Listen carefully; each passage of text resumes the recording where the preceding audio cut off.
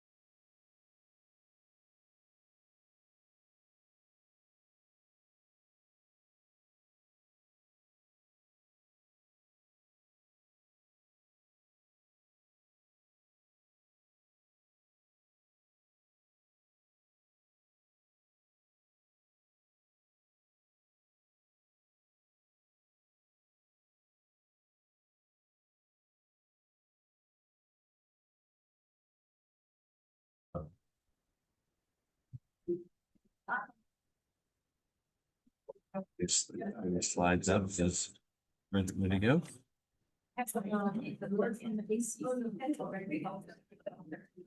This is your lessons learned. It's like the trial evaluation. We have two talk sheet essays. All right, everybody. I think we're going to go ahead and get started. I'm Keith Kay, Division Chief for Allergy, Immunology, and Infectious Diseases. I'm going to kick things off just with a few announcements. CME code for today is 31635. That's 31635. There is, don't forget about the holiday party in Cab 7 for the Department of Medicine. It's going to be amazing, I hear. Also, there's a grand round survey. If you've already completed it, great. If you haven't, there was an email that went out for the survey, and there will be another one going out. Please, we need your feedback to make these grand rounds as excellent as possible. I think that's it, David, right? Nothing else. Okay. Now on to my distinct pleasure to introduce Dr. Dennis Dixon, who is our grand round speaker for this morning. Dennis was chief of the Bacteriology and Mycology branch at NIAID and NIH until his retirement on April 30th, 2025. He had a wide variety of scientific responsibilities, including medically important fungi, bacterial hospital pathogens, rickettsial and zoonotic pathogens, and very interestingly, relevantly, tier 1 bacterial select agents. His accolades are too numerous to list, but I will say he's on numerous advisory panels, including Intergovernmental Select Agents and Toxins Technical Advisory Committee, and also the National Science Advisory Board for Biosecurity. And also he had similar leadership and transformative roles on the antibacterial resistance front, and serves on the Transatlantic Task Force in Antimicrobial Resistance, or TATFAR, and also CARB, the Combating Antibiotic Resistance Bacteria Task Force, and the Joint Oversight Committee for Combating Antibiotic-Resistant Bacteria Biopharmaceutical Accelerator, or CARB-X as it's known. He also has been the NIH representative on 2 federal advisory committees, the Presidential Advisory Council on Combating Antibiotic Resistance, or PACCARB as it is known, and also the Tick-Borne Diseases Working Group. He was named new U.S. government voting member to the board of the AMR Global Hub in 2022. That was established by the UN and WHO. Just brief background in terms of his earlier days. He received his Doctor of Philosophy in Microbiology from the Medical College of Virginia and has held academic positions at Loyola College in Baltimore, University of Maryland Medical School, Albany Medical College. He also spent time as a visiting scientist in Hoffmann-La Roche in Switzerland and was director of the Mycology Reference Laboratory of the New York State Department of Health. Many other accolades that we don't have time for, but at this time, I'm going to turn the stage over to Dennis. Thank you. Thank you very much, Dr. K. And with that timeline, you must figure you're pretty old, aren't you? No, I just look old. So I understand that this is a general medicine audience and not everybody here is an expert in infectious diseases. You don't live and breathe infectious diseases every day, although I'm sure you breathe some of the microbes that I'm going to speak about today, whether you want to or not. I'm going to start with sort of my first exposure to clinical trials, talk about how hard they are to do, how fun they are when you get good information, and lessons learned from them. This first one I was peripherally connected to. It was done in the mid-70s. That's when I was in grad school at the Medical College of Virginia. And if you look at the small print, you can see that one of the authors was Richard J. Duma. Dick Duma was chair of infectious diseases at MCV, Medical College of Virginia. And John E. Bennett, a mycology expert, was at the NIH then. He's still at the NIH and he's in his 90s and still mentoring medical students. And then there are other people from the community as well. I should mention Bill Dismukes because Bill Dismukes was part of this study and went on to become the principal investigator of the longest running government-funded clinical trials network in the mycoses, the fungal diseases. So in my graduate program, one of my major professors ran the clinical mycology lab, and he was connected to the study. And when I was heading off to one of my first national meetings, he suggested, why don't you go to the session and hear the experts, Bill Dismukes and Jack Bennett, talking about a trial they want to do, and they want to propose this to the government to fund that might lead to something exciting in the future. So I can remember actually going to the room, and if you get there late, there's no place to sit, people all around the sides of the room. I sat there and listened to this, a really interesting discussion. And it did go on to get accepted and funded by NIH. And it was funded as a contract for 20 some years, 24, I believe. And so talk about full circle. I didn't anticipate that this would happen, but I wound up decades later at the NIH, went there in 1991, and as the first mycology program officer, and was the officer in charge of the mycoses study group. So I came back and was running the group that I had seen in its early months of gestation. And it's also the first randomized controlled clinical trial for a fungal disease. And I think it probably stands still as one of the best. And you can see that the topic was a comparison of amphotericin B alone combined with flucytosine and the treatment of cryptococcal meningitis. And so you're starting to tell that I'm going to make this a little bit of an autobiography and my journey through the discipline. And so flucytosine was developed by Hoffmann-La Roche, which is where I did my sabbatical decades later. And Annemarie Polak was the person who hosted my sabbatical. She went to Roche right after 5-OC was discovered, and her boss was the discoverer of 5-fluorocytosine. And so she still ran models with that drug, and we still tested it against modern agents and animal models of infection. So a little bit about cryptococcal meningitis, given that this is a diverse audience. It is an opportunistic infection, meaning that healthy people don't usually get these infections.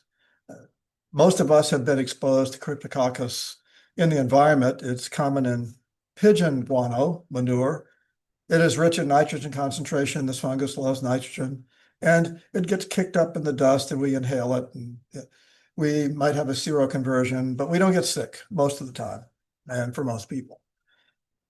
People developed this certainly in the 70s when I was in grad school, and MCV was a major kidney transplant center. And so during immunosuppression, they would reactivate their Cryptococcus and have life-threatening meningitis. So organ transplant patients, cancer patients getting immunosuppression, diabetes, and Bill Dismukes in Alabama had a large diabetic population, and many of his crypto cases were in diabetes. Along comes AIDS, knocking out T cells, one of the main host defenses that keeps this fungus at bay. And this just erupted as an AIDS-defining illness. If you came in with a headache and meningitis and no other defining immunosuppressions, this was basically, you probably got AIDS. And that did turn out to be the case. And so the disease is uniformly fatal without treatment. With amphotericin B, which is a highly toxic agent, it's a polyene, and reminds me in some ways of a drug that Dr. K knows. It's colistin, and he led an NIAID trial on that. And I'm going to talk a little bit about that. But these drugs both attack cell membranes of the pathogens and also the human, unfortunately. Is the margin for error is not great between the toxicity for the pathogen and the host. Hence there's toxicity, and generally for those things that attack the membrane, this is a kidney toxic agent. So both of these drugs are highly active in vitro, and they're additive in combination. So if they're additive, you should be able to give half as much of each and have similar activity. And you do that to spare full toxicity of one or the other. In this case, the disease is so severe, you use as much of both as you can and watch for toxicity. And so 5-FC is an anti-metabolite. It messes up nucleic acid synthesis. So a general statement about clinical trials. Don't do one unless you have a clear need to gain information for some purpose. You need to be able to state a clear hypothesis or objective. And I mean, this is like what you learned and probably before you even get to undergraduate school. And you need sufficient patients at few enough centers to be able to do the study in a short period of time and with few enough resources. You also need to be able to identify those who have the infection early on while they're still eligible for inclusion in your trial. And you should have clear outcomes. How do you know if the drug is working? And when are you done? And how long does the treatment effect last? And more recently, the United States Food and Drug Administration has stressed, in addition to just survival, how does the patient feel and function? And I was on a panel at NIH with the FDA that tried to get at the feels, functions, and survives. And historically, it's usually been, how do you as physicians think your patient feels? And that's less than ideal if you really want to know what the consequence is for the individual. If they're still alive, do they feel like they got something out of the treatment besides the toxicity of the drugs? Okay, here's quiz time. What are we looking at here? I'll tell you enough to say that this is spinal fluid mixed with India ink, put on a microscope slide and viewed at several hundred times magnification. Anybody want to tell me what that is?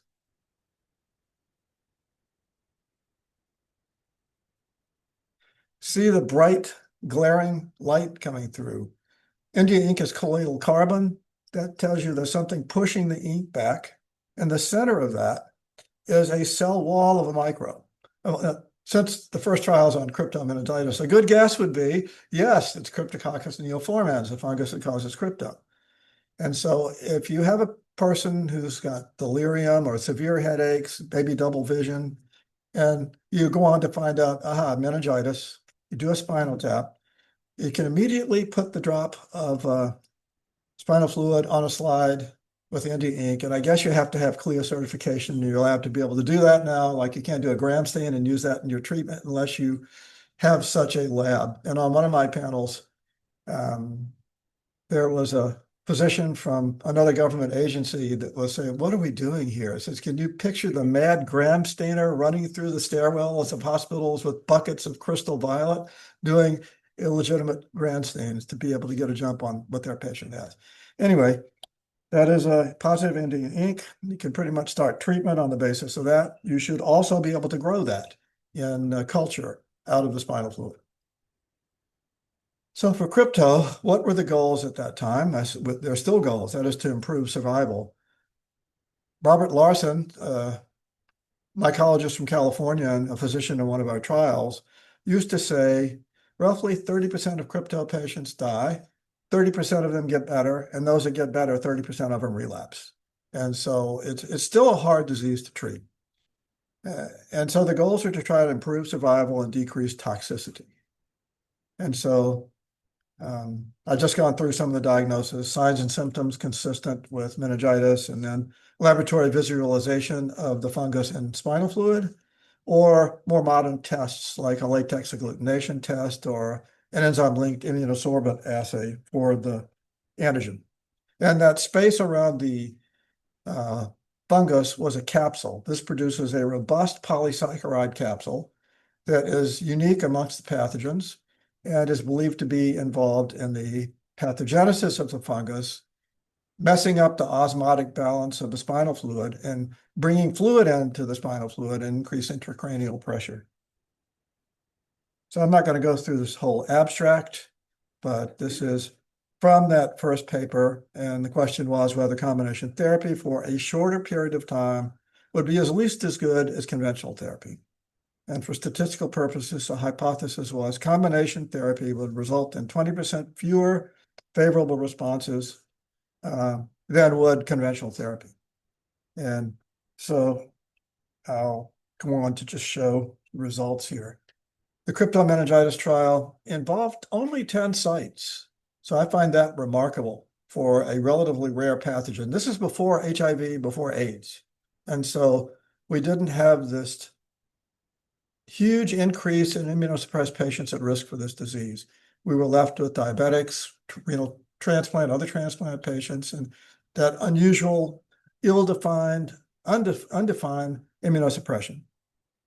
And so 78 patients were entered in each arm. That wasn't the full amount projected, but the study was stopped early because they reached a conclusion before they thought they would. And in the combination therapy, 68% were cured, and monotherapy, 47% were cured. So you see that's a pretty stark difference in a clinical trial. It's hard to see that much of a difference in trials today. And as I said, the Data and Safety Monitoring Board noticed the difference, had a meeting, and decided the trial is done. We know which one is better, break the code, and they say, well, it looks like the combination is better. So a couple of things here. Antifungal clinical trials, antibacterial clinical trials, how do you rank them? What makes for good data for guidelines? And so this guidelines chapter is sort of a summary of what the state of the art is. They get the data, the evidence get graded as grade A, B, or C, and level 1, 2, and 3. And you can see that's ranges from at least one properly designed randomized controlled trial, at least one well-designed clinical trial, not randomized. And then the bottom level is evidence from opinions of respected authorities. So that's less than good.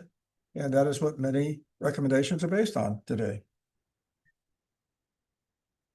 So if you look at, I think this was 2009, and some years after the trial was done, and the gold standard of the best evidence still was the study that I just cited, Ampho-B plus 5-fluorocytosine.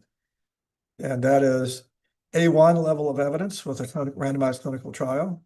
There are others that are B, B2, and C1, C2, and those are from substitutions of either of the drugs to a different formulation of amphotericin or to an oral antifungal azole, fluconazole, rather than flucytosine.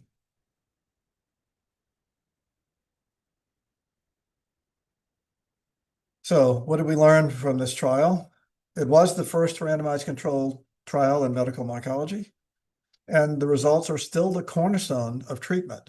And people, if they have a really sick patient, they might start with fluconazole and amphotericin, but if they get worried, they often will switch back to try and get flucytosine. Can you still get flucytosine at your institution here? Is it still available? Is it oral? Yeah. Or, okay.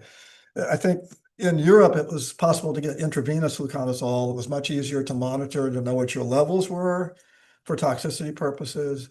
And it was tough getting the IV formulation into the US. But fortunately, the oral formulation is still available. And it is still important, I think, to do the bone marrow suppression and other toxicity studies to see if you're, or look at the levels to see if the levels are too high. Okay, changing gears now to a bacterial infection. And I'm moving on to Lyme disease. And I understand that you all are in an endemic region for Lyme. And some of you may have had the acute phase of Lyme disease. So the acute phase of Lyme disease is pretty straightforward. You find a tick on you, you panic, you go to your practitioner, and they will say, oh, well, that's not a problem. It's a dog tick. It's not a Lyme tick. So you just worry about whatever they carry, but you're not going to get Lyme disease from that. And yet, oftentimes you don't have the tick present. But if you wait a week or so and you see a red bullseye lesion, that's pretty definitive for Lyme disease. And you can treat it with oral antibiotics. You have a couple of choices, and 95, 98% of the time you recover. There are some that go on to have serious infections. You can have heart block from the infection, and that's a very small percentage of cases. You can have really bad flu-like symptoms in other cases, or it can go undetected, and you could have untreated post-infectious Lyme disease consequences. So most of the buzz in the community is based upon a later stage of disease. So acute Lyme disease I just described. Post-treatment Lyme disease syndrome, that is, people who have been adequately treated, continue to have difficulties. And they are nondescript symptoms. And the opinions are very polarizing in the community on how much of this is definitely attributed to Lyme disease pathogen and ongoing infection. So the symptoms are brain fog. Anybody ever have that? Anybody have it right now? Musculoskeletal pain, fatigue. And so things like chronic fatigue type syndrome, fibromyalgia, migratory pain is one Lyme expert calls it. And so there are people that say, this is chronic Lyme. I know it's chronic Lyme. I want to be treated. And if they get intravenous vancomycin, they feel better. They will profess that they are much better. So can I please get that for a whole year? And so it becomes difficult in looking for evidence to support that. And so I will just say that Congress expressed considerable interest in the NIH generating evidence on how to best manage this disorder. And so Mark Kempner won the contract. He was in Boston and still is. And they came up with a proposal that was successful in going through competition to look at the best treatments for this longer form of Lyme disease. And this abstract says pretty much what I did. It's controversial whether prolonged antibiotic treatment is effective for patients in whom symptoms persist after the recommended antibiotic treatment regimen for acute Lyme, which is no more than 10 days to 2 weeks. And so 2 trials were conducted. And in this case, the desire was to have firm evidence. You want to document the person had Lyme disease, and that was done by either of 2 ways. In the seropositive group, it's pretty straightforward. You meet a serological definition for disease and you can be included.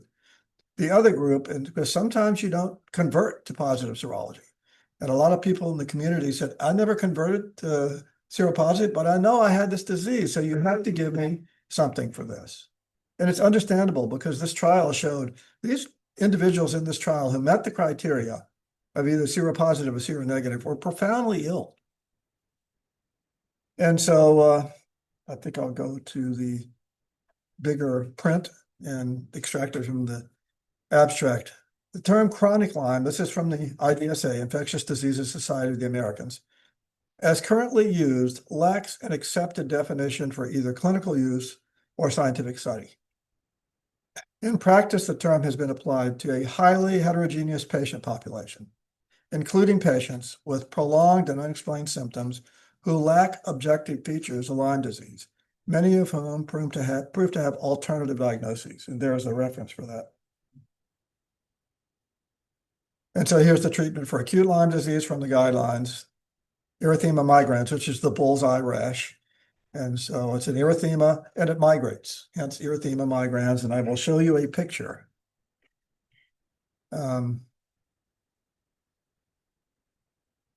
Thinking back to botany in undergraduate school, there was this obnoxious student in my class, and he would interrupt, rambling all over with his question.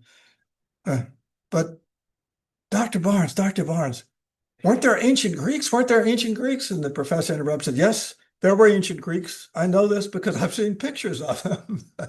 So I'm going to show you a picture of erythema migrans in a little bit. So the longer form of disease is the one that was the subject of this trial. And so we had a seropositive study, and the diagnosis is Western blot immunoglobulin positive for 5 of 10 diagnostic bands, or seronegative, which is documented skin lesions following a tick bite. Here's the rash, pretty distinctive. Bullseye lesion, you can see the central healing where it's darker red, and then the migrating borders. And the spirochete, this is a spirochete, by the way. It's not the same as Treponema. Borrelia is a different species of the spirochete. And they actually migrate through the skin. I thought I had, I'll just tell you. So the problem with diagnostics is that there was a consensus conference to come up with what bands constitute Lyme disease. So this is like a democratic decision. And with treponemes in the mouth, Treponema denticulum, and other saprophytes that have similar surface antigens, can provoke an immune response and can generate positive bands in Western blot. It's not the same species, it's not the same pathogen. So there are cross-reacting antibodies and bands form in a Western blot. And so this group of experts met to determine what's the statistically best grouping of bands that correlate with the positive diagnosis for Lyme. And so there are 5 specified bands out of a group of 10 that where you meet the diagnosis. So criteria for this trial were documented history of Lyme, cognitive impairment, widespread musculoskeletal pain, radicular pain, paresthesia, dysesthesia, with or without profound fatigue. And so there was both the seropositive and the seronegative group. The seronegatives had to have a picture of a lesion or a physician-confirmed lesion. So treatment was IV ceftriaxone, 2 grams for 30 days. That's a pretty long, hefty dose. This is intravenous, and this is a randomized controlled trial. So a matched number of people got IV saline. And then following that first 30 days, a continuation of oral doxycycline, 100 milligrams twice a day for 60 days. So this is a total of 90 days of treatment. And I think that we figured that with this length of treatment, it's highly likely that any pathogen susceptible to those drugs would be managed by it and you would do better. And that's also placebo-controlled. And the outcomes, how do you measure the outcomes? This is from a validated tool, the SF-36 form, which is 36 different questions that relate to how a person feels, functions, and performs. And here we get at socializing the design of this trial. Not only did we have the panel review for the broad agency announcement, which was converted to a contract. That's the way those things work. Don't need to go into the details. But so there's a community peer review group that selected this application as suitable. And then there is the need to socialize the trial in this case. We know the results aren't going to be accepted unless they are a priori bought into by some representatives of the community. So we constructed, in my branch at that time, a group of experts, including physicians savvy with treating the disease, who were sensitive to the need to give antibiotics to people who really felt the need for them, as well as those who would not give it to them if they didn't think they needed them, plus members of several patient constituency groups. And we looked at the possible ways to manage this, and we settled on one that was actually proposed in this contract. And we went with that one. We'll go with this trial, which I just described to you, is the best option to start with, and we'll take it from there. And then we submitted it also to the FDA for an investigatory new drug application. The drugs were all approved. This gave the FDA a chance to sign off on this as a reasonable thing to do, and also for anybody to use the data to obtain a new indication if they so chose.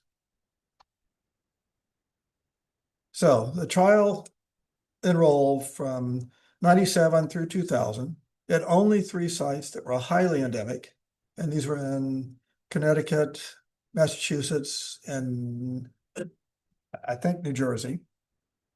And there were multiple advertisements for the trials.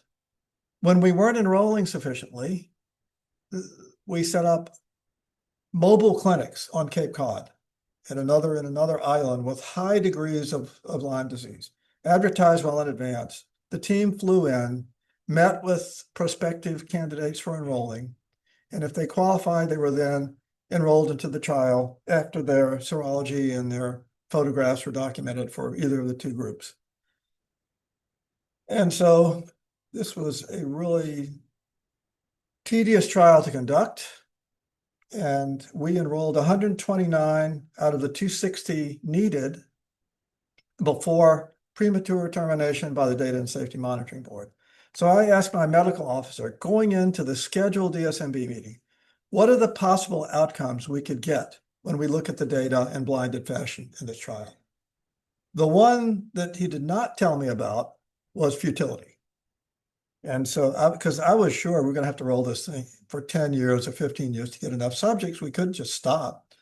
And they pointed out that at the current level of separation, if you ran this for another 50 years, you wouldn't have anything more definitive than what you have now, futility. So we halted the trial and looked at the data. And after 129, we only had a 1 to 4% chance of getting anything better than what we had if we ran it for decades further. And so the interesting thing is the placebo group. Look what happens in the placebo group. 36% got better, 39% worsened, and 25% remained unchanged. So there's a cycling of how you feel if you're getting nothing at all for this disease. And so it's going to be really hard to find a treatment benefit in a population like that. So it was clear that there's no benefit from the drug. The most powerful thing to come out of the study was that in the SF-36, people who met the criteria, you have Lyme disease, you had Lyme disease definitively, you score on the wellness scale about the same as people with congestive heart failure or osteoarthritis. That's not good. So you're pretty sick if you have, I don't need to tell you that. It's what you live with, these things that your patients have. So they are sick. That much antimicrobial doesn't seem to help. So you would argue that perhaps this isn't microbial. Perhaps it's post-infectious consequences of the disease. And we still need to figure out, what do you do for these folks? What do you do if it doesn't seem that it would be right to give them antibiotic? What do you give them? And people have looked at things like gabapentin, and it said that that helps. But the only thing my gabapentin does since my spinal surgery is decrease my gait and my stability. So I'm not sure that's the best solution for people with this either. So estimating feasible enrollment is very hard. And it's always hard to estimate how many you can enroll. Centers always think they can get more than they can. And then there's trust in the trial participants. If I'm confident in the government to do a trial, I might not be comfortable knowing I have a 50-50 chance of getting randomized to placebo. And then we have probably the larger population, those who aren't confident with the government. And boy, do we see that now in the COVID days and in the new guidelines coming out of the various committees. Okay, changing gears now, moving on to antibacterial strategy trials. And strategy trials are not A versus B treatment trials. They are, how do you compare regimens for managing someone's infection? This is a picture of Max Finland, called one of the fathers of infectious diseases. He was the first president of the Infectious Diseases Society of the Americas, and he pioneered work in treatment. And I love this quote from years ago. It was in the 50s, I think. We know everything we need to know about treating bacterial infections, except which drugs to give, how much to give, and how long to give them. And that's true. I mean, it's still the situation. And I'm going to talk about the Goldilocks principle in a few minutes, but not extensively because I'll do it now. If you're a drug company and you're trying to license a drug for an indication in an infection, and in today's world, it's estimated that it can take up to $2 billion to go through all the studies, preclinical, clinical, several clinical trials to get a drug licensed.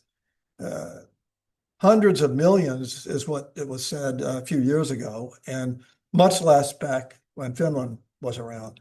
But you're not going to say, let's try and get the dose just right. So we have just enough to take care of the infection, but not so much that we give unnecessary drug and generate resistance. That's not going to happen. So you can assume that the regimens we have, which often is John Powers says, or John Rex says, both of them, the treatment regimens for anti-infective often follow biblical terms like 7 days, 1 week, 2 weeks, and not any strange number of days that could have been derived empirically. Here's another favorite quote of mine, since we're into the playoff games now, the famous football quote actually caught on tape. Coach John McKay of the Tampa Bay Buccaneers, when asked, what did he think about his team's execution? He says, I'm in favor of it. Have to think about that, I guess. So, okay, here is strategy trials. Which license drug do you give? How much do you give? How long do you give them? So NIAID rolled out a series of these every couple of years. We advertised for a new one. We defined the syndrome, whether it's pneumonia, whether it's urinary tract infection, so forth. And the community comes up with unanswered questions that they could build a trial around to reduce the risk of generating antibiotic resistance. That's the whole key here. How do we reduce the risk of resistance? And here are 3 that we did in NIAID. Pediatric urinary tract infections. 5 days of standard therapy versus 10 days. And most everybody felt, well, certainly when people feel better at 5 days, do you really need to get 5 more? So who here in the room has tasted the oral formulations of UTI drugs? Anybody? If you had, you'd probably understand why it's so hard to get it down the throat of your young child if they're prescribed these medications. So first of all, it's painful to deliver the drug. Kids don't want to take it, understandably so, how many of them taste. And so if they are afebrile, feeling better, not complaining of any sort of pain, you say, God, I'd like to stop. And so we tested that. And we tested it where the randomization was actually at 5 days. Wait for 5 days, look to see their signs and symptoms. If they've gotten better, you can randomize them to 5 additional days versus placebo and see whether 5 days was enough. So the UTI trial, we found that 5 days of standard treatment was inferior to 10. So that was unfortunate. And for acute otitis media, we found that 5 days was inferior to 10 days. In those 2 instances, it is because relapses occurred like in the first week after treatment or the second week. So if you want to prevent those, you needed to run the full course of treatment. Other studies found opposite results. So it's really not clear there on what to do. And then another one is colistin alone versus colistin plus carbapenem. It's single drug therapy versus combination drug therapy for managing this explosion of drug-resistant carbapenem infections. And so colistin alone doesn't work great. So can you add another drug to it? And so there was a theory, and Keith's group came up with this protocol, and this was well vetted in the literature as probably being necessary. adding a carbapenem plus colistin, because colistin permeabilizes the membrane, allows the carbapenem to get into the otherwise resistant bacteria and works against it. And so the trial was completed. I'm going to talk about it later. There was no benefit by the addition of carbapenem. The outcome was just as good without it as with it. So would you give another drug? Why not? Well, why not is the biggest thing you have to gain out of this is increasing resistance to carbapenems in those who get the drug. And I don't need to mention that last point. And I just talked about the Goldilocks principle. Companies who made the drugs didn't try and figure out how little you need to give to have a good outcome. So here are the two trials. Oh, here's the trial on urinary tract infections. It's thioziotis. Here's the reference, JAMA Pediatrics. And that's the trial of a short course of antimicrobial therapy for urinary tract infections. There's a Scout CAP as well for community-acquired pneumonia and other short courses built on the same protocol design. And so, as I said, children are randomized that meet the definition for UTI, culture positive, signs and symptoms match. And at day 5, they are approached and said, would you like to be enrolled in this trial? We have a chance to do no more drug versus drug. And this trial wasn't doing well because the participants were supposed to opt into the trial. And at the beginning of the trial, oh, sure, we'll look at our subjects and we'll tell you if we want to go into the trial and we'll consent them. Well, that didn't work because in a busy life, people don't have the time to give 100% attention to anyone eligible for the trial. And so the team decided to have an opt-out where the nurse coordinator would call, aha, it looks like you have somebody eligible to an institution. May we put them in the trial because you consent them? And they'll say, yeah, sure, I'll have them come back in and we'll work with them. So that helped to get us to the end. And here are the parameters of the trial. So the statistician said at the end of this trial, 5 days is not non-inferior to 5 additional days. So I called our statistician and said, what does this mean? And he said, it means it's inferior. So I guess it's not as hurtful to say it's not non-inferior as to say it's inferior. So that was the result of that. And a similar trial like acute otitis media, AOM, was the same. Now, why do we care about these resistant infections? Scientists cared about these for decades. When this got into the political sphere, it got everybody's attention and increased the government parties responsible for this. So G7 is the group of 7 most economically developed countries. US is in there, European countries are in there. The G20 is the 20 most economically developed countries, and that includes things like Japan, Korea, and a whole lot of others in between US, Europe, and Scandinavian countries. And it also got, so at each one of these annual G7 meetings, G20 meetings, for the last 10 years, there has been a side meeting on antibiotic resistance. So that's a pretty big deal that David Cameron in the lower left, Angela Merkel from Germany, Cameron from the UK, Dame Sally Davis, who's a spokesperson in the UK, she's the chief medical officer for resistance, and the US president and EU prime leader at that time, Reinfeldt, all had meetings on this topic. And then the United Nations General Assembly has held 2 meetings on the topic of resistance.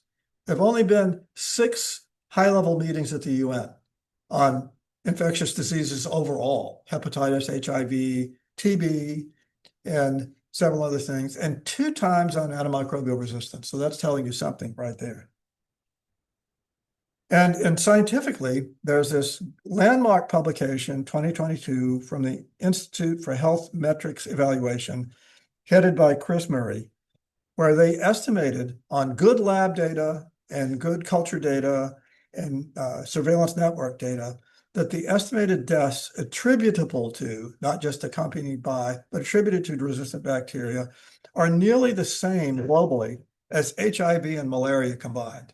So that's pretty amazing. And it's challenged people. People say that can't be true. So it's true enough that people are still having trouble shooting it down. And it tells you the magnitude of this problem. It's been said to be in the top 10, the top 5, or the top 3 most devastating public health problems in microbiology. I'm certainly not going to go through all of this, but what I'll say is on the left is the leading causes of death by resistant pathogens. And you can see, well, I'm going to read to you what they are. They're primarily the so-called escape pathogens: Enterococcus, Staphylococcus, Klebsiella, all 3 gram negatives, Strep pneumo, which in theory is vaccine preventable. We have a vaccine for that. Acinetobacter pseudomonas, etc. Over on the right-hand side is the global incidence. So we have a lot of problems with it in the US, but if you look at this graph, you can see we're to the far right, in the 1, 2, 3, 4, 5th bar from the left. And so if you're trying to do those trials in the US, it's not going to be as easy as on the and actually the far right, I should say, as it is on the far left, such in Africa. Numerous different countries in Africa have the high rates, and in the Pacific and Asian countries. Okay, getting on to some economic stuff here. What are the main issues in combating antibiotic resistance and then trying to do trials in them? There's a scientific part. Discovery of new scientific agents is difficult. And traditional antibiotics, most of the easy ones have been discovered, and improving on them is hard. The non-traditional ones aren't holding up too well, and that's why the traditional ones are of a particular grouping. And then the other scientific questions are, how do we preserve the ones we have, because they're falling by the wayside because of inactivation by resistance factors. Then there's the behavioral part. Whenever people get involved with something, it gets complicated. Like when I was in academia, I told the other faculty, think of how much we could get done around here if we didn't have all these students interrupting us all the time. And you might say the same thing with your patients when you're trying to do research, unless you're doing patient level research. And so the patients want something when they feel bad, and the physician feels bad if they can't give them something. This is a dangerous dynamic in terms of, do you treat, do you not treat? And that's probably why we still have 40% of prescriptions by CDC's estimate written inappropriately. Either it's the wrong drug or it's wrong to give a drug in the first place. The bottom line has come to the forefront lately. Return on investment. A company isn't going to invest hundreds of millions or billions of dollars to develop something that's not going to sell very much. The new one is always going to cost way more than the old one. And it may not be significantly better. It may not differentiate itself from the market. That's the bottom point there, market differentiation. So colistin is the top 2 graphs here. The polymyxins are the top 2 graphs. There's the light blue, which is polymyxin B, and the purple, which is colistin, the subject of Keith's trial. And if you look at the market sales by market tracking company group called IQVIA, you can see that they are many-fold higher than the other colors, which are the newer agents. And so if you look at 2015 forward, even Avicaz, which is ceftazidime avibactam, the new agent from with AstraZeneca, and now it's marketed by other companies, still had not caught up with colistin. You really have to add the 2 top together because they're both of the polymyxin class. And the blue and the red at the bottom don't have a chance in terms of what they're returning on their investment. Hence, they fell by the wayside. They were sold or went out of business because they did not make enough to stay alive. They could not sell enough drug to continue manufacturing, bottling, and selling them. And so they were picked up by other companies, fortunately. So Rick Bright, who was the director of BARDA earlier, wrote an article about Achaogen, Bolenta, and Tetraphase. These 3 drugs all got licensed with the government money help, 300 million total across their agency and ours for helping to get new antibiotics to market. None of them got a label indication for resistant pathogens because there weren't enough resistant infections in the population to have statistics to support them. And so they got, it's as good as the existing drugs. So insurance companies didn't want to pay for something that had no label benefit for that patient. And yet many argue that if you look at the numbers, even though not statistically significant, there's a preponderance of success in the new drug versus the old when the pathogen was resistant. So that becomes, I think, the limiting problem today. And goes on to what I'll close out with is the colistin combination trial, Keith Kay, senior author, and Visanu Thomlikitkul, who is a central figure in resistant infections in Bangkok. There's a circle around Bangkok you can draw within 200 kilometers where 50% of the world's population lives. So that's why I told NIH I had to go to Bangkok so many times for my pathogens, which are the rickettsia and drug-resistant pathogens, and visit these places and work on workshops and so forth there. And I told you the design, colistin alone versus colistin with carbapenem. And so the background for this was by new dosing logic for colistin. And so this was an R01 grant submitted by David Patterson. And that was not doing well in the 10 US sites, but was doing very well in the Thai site. 80% of the subjects came from that one center in Thailand. And so the population PK was done there. Your pharmacy says, we've got somebody on colistin, so if you can get to them within the first day or two, you can consent them, draw blood, and then look at sequential blood draws to the kinetics of the disappearance of colistin. So with the Thailand site, the dark blue line is the projected enrollment to get to the end of your trial, to answer your question. The pink line is the actual enrollment. This is the only example in my 33 years at NIH that we ever had anything that came close to enrolling like this, and that's because of Visanu. And that's him on the far right. That's me in the middle 15 years ago, and that's one of his rickettsial expert physicians on the other side. They look both exactly the same as they did 15 years ago. I mean, Keith can tell you, Visanu looks exactly like that. He was a dean of the institution at that time. The hospital behind that is the King's Hospital, and the King was actually on the top floor in his suite where he spent many of his final years in ill health. And so here is the colistin trial, pneumonia and bloodstream infection. And so when the FDA was reviewing this, we said, you like to have one pathogen, but isn't this really an operational definition of things that only are susceptible to colistin? That's what we're really looking at. And so we asked them to go for 3 pathogens that they could accept to be the target for this study: Acinetobacter pseudomonas and CRE, carbapenem-resistant Enterobacteriaceae. And they said, okay. And so that allowed us to enhance our enrollment with 3 different pathogens. We did, after 10 years, get 423 eligibles. So a company went out of state in this trial for 10 years.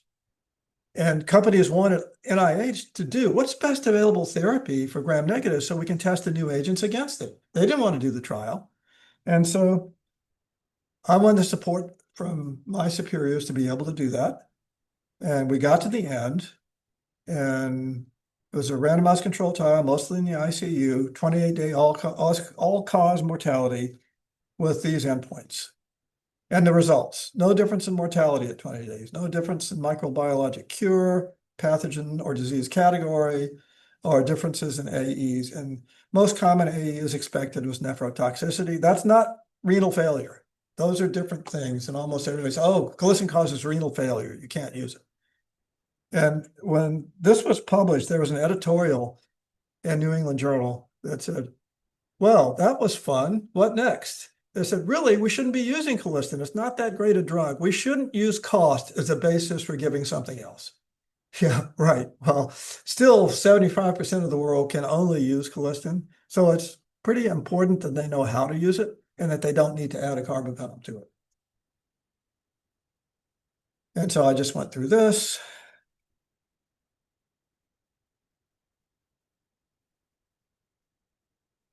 You're getting tired. I'm probably getting more tired, so I'm not going to read through all of these things. It was interesting that Acinetobacter was the #1 pathogen in this trial. Carbapenem-resistant Enterococcus, Klebsiella pneumoniae, was #1 when we started. By the time we got to the end, Acinetobacter was the most common. And so it's good we were able to include that species in there. And it's good that we were able to go to overseas sites. We had mostly US sites in the beginning. We had mostly non-US sites in the end. And these are things that if you want to ask me about how do you know where to go, who's to use, and so forth. Communication is very important. And so here's the study team in Amsterdam. And we have the people from Israel. There's Vissanu in the middle and the back again, Keith and me in the front. And we had like several hour meetings going through the protocol. And at this point, we were just saying, you've got to enroll this trial. We're not going to get any more money. This is the last chance to really push for the patients. Closing with the last couple of slides. This was a pivotal moment when Anthony Fauci, my hero, a real privilege to serve him, was a representative for NIH at a hearing, the first hearing on resistance, with Ted Kennedy, Bill Frisk. I think that's how he says his name. I want to flip the R and the I. He was a physician, congressman, and it was NIH, FDA, CDC, and others. So fast forward 17 years, and Congress is having numerous, several times a year, hearings on resistance, from the whole topic of resistance all the way down to a single gene. So in 2016, there was a congressional hearing on one gene for resistance for colistin, MCR1. And I was proud to have been selected by Tony to be the spokesperson for NIH. And so this is one reason to validate why I'm one of the people here giving this talk. And I will just say that it's great to do one congressional hearing.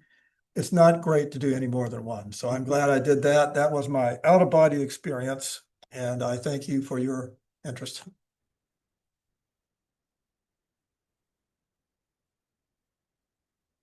So I think we have time for a few questions. I'm going to kick things off.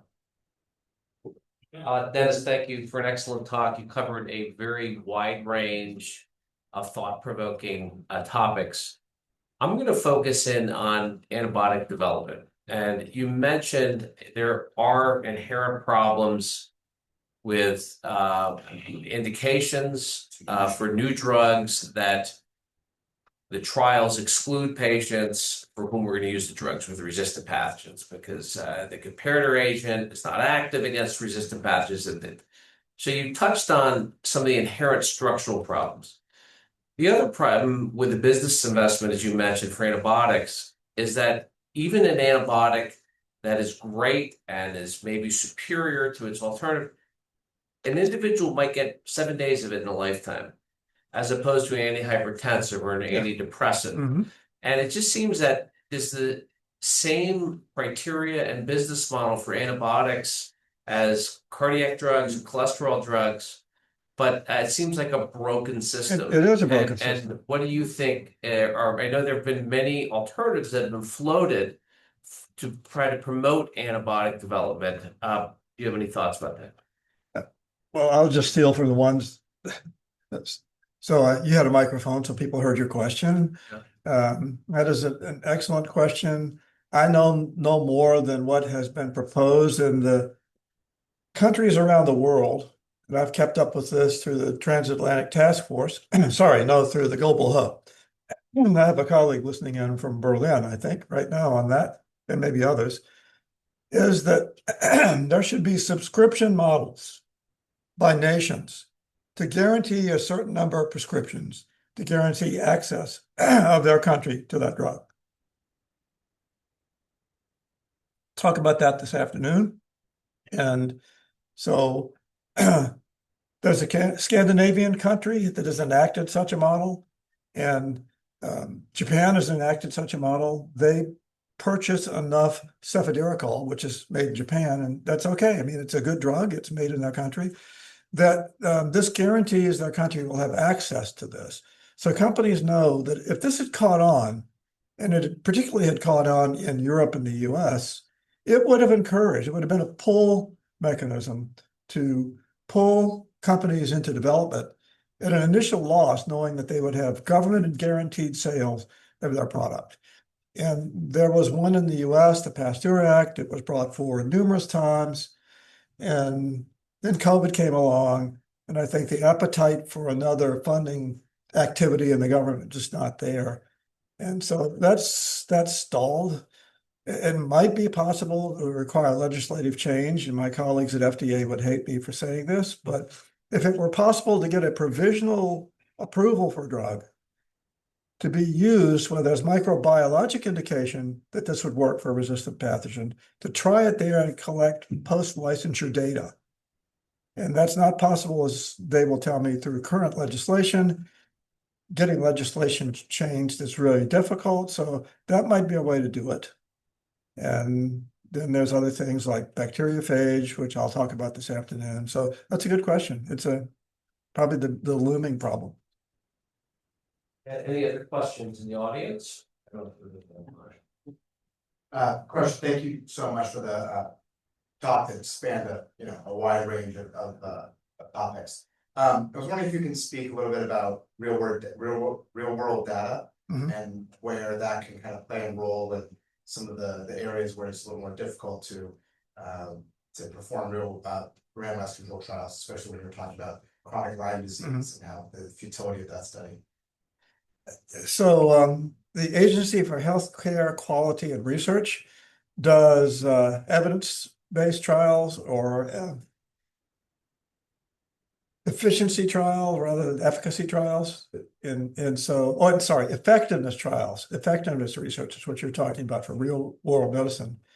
And my colleague there, who unfortunately died of a progressive neurological condition, Bill Bain, some of you may know him, infectious diseases. And he said, I work at AHRQ, all nouns all the time, Agency for Healthcare Quality and Research. And so they did those kinds of studies, looking at how that can be done. And so they would do things like, does the new drug for hypertension work better than the 50-year-old one that's a fraction of the price? And they would allow almost all comers into that study.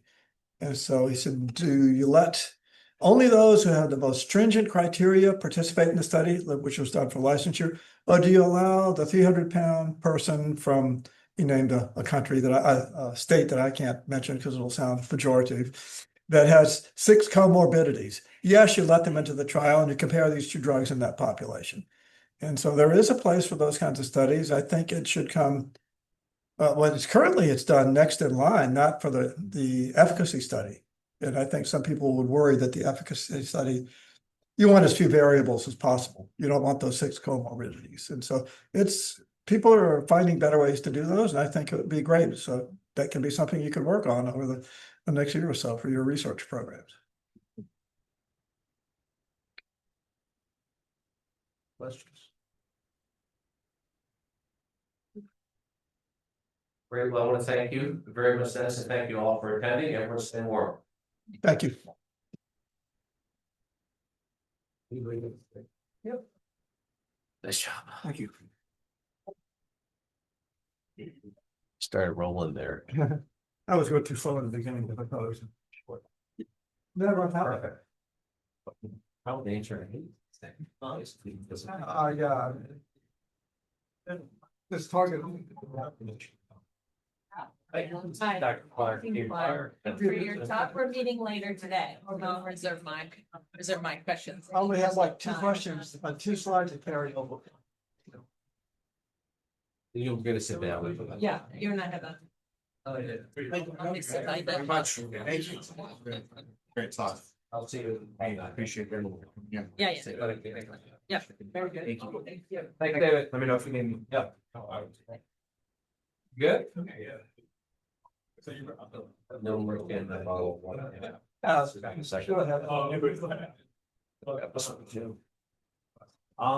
We now, my office is in this building. So we can look at the restroom up there and everything. So baby, I saw the picture of your mentor up there, huh? Oh, good. I took a picture of it. I recognize him in the slide. I should point him out on your behalf.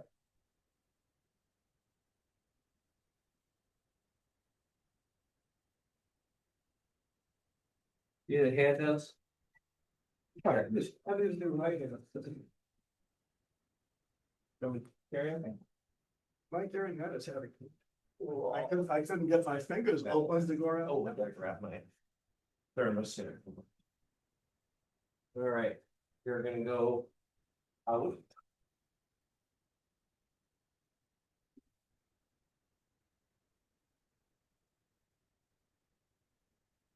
Interesting, your chronic Lyme study was basically what like Corey does now. I mean, that's all the quality of life, and you know, as a primary outcome, I mean, you kind of have to chronic Lyme. So much of what, you know, you had patient advocates involved, those are all things that Corey, it's like precedent. I was unaware of that trial. There were recommendations, I just didn't, you know, I didn't. Trial. Yeah.